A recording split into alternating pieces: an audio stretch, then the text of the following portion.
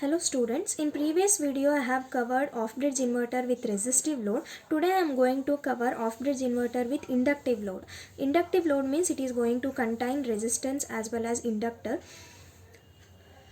The same circuit as I shown in the previous video for off-bridge inverter with resistive load. The only difference is the diodes D1 and D2 have been incorporated across Q1 and Q2, and the load is a resistive load which contains series connected resistor and inductor. Now we'll see what happens to the circuit when you provide an inductive load to the circuit. So as I told in the previous video, you are going to provide a base drive to Q1 from the interval of 0 to T by 2, and you are going to provide a base drive to Q2 from the interval of T by 2 to T. Correct. So when you provide a base drive to this Q1, the switch will be closed and the current will flow in this direction, and you are going to have a plus Vs by 2. And when from T by 2 to T, when you provide a base drive to this Q2, the current will flow in this direction, so which is opposite to this loop. So now you are going to have a negative voltage across this load, that is minus Vs by 2 you are going to have. So the same cycle repeats over here also. So you are going to have a positive Vs by 2 here, you are going to have a negative Vs by 2 here. Why? Because so there is a opposite current flow in this loop also and in this loop also. So now when you compare off-bridge inverter with a resistive load, so the only difference in the waveform is the current waveform, that is output current waveform. So now I will tell so what is the difference. So in the resistive load, what happens when you provide a base drive to this Q1, the current is going to flow here. Correct, the maximum current will going to flow here. When you remove the base drive from it, so the zero current will flow through this resistor. So the current through the resistor is going to be 0. So the waveform will be equal to this output voltage. But in the inductive load, what happens? So when you provide a base drive to this Q1, so the current is going to flow in this direction. So this inductor is going to store the energy in it. So the property of the inductor is when the current flows through this inductor, it is going to store the energy in it, and it will opposes the change in the direction of the current. Correct.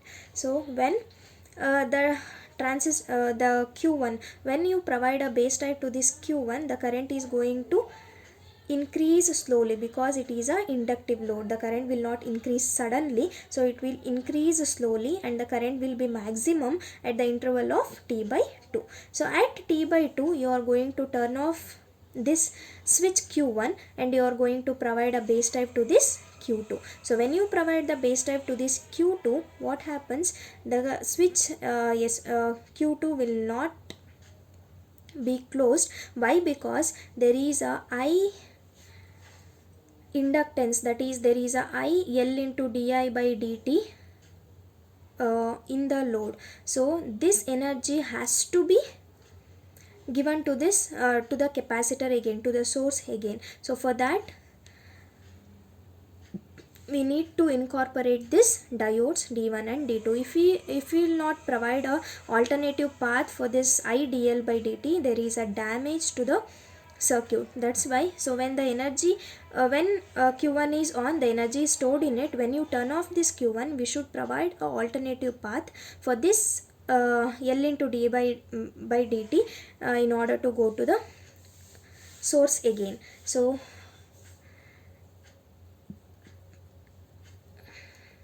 the inductor is going to have a voltage opposite to this source. So this is going to this is having a positive sign here, negative sign here. So here it is going to have a opposite sign. This is positive and this is negative. Then which is going to be forward biased? The diode D2 is going to be forward biased when you provide a voltage to the base drive to this Q2. So this is going to be forward biased. Then this high inductance is going to flow in this direction to the load. Okay, so how much time it will take to be 0? So if you are using the high inductive load, it will take more time to make the current is equals to 0. If it is having a low inductance, so the current becomes equals to 0 at a minimum interval. So let's assume it is having some sufficient inductance. So now at t by 2 the current is maximum here. Now d2 is conducting because of this high L into di by dt. So the current is going to reduce, and at t2 the current will be equals to 0.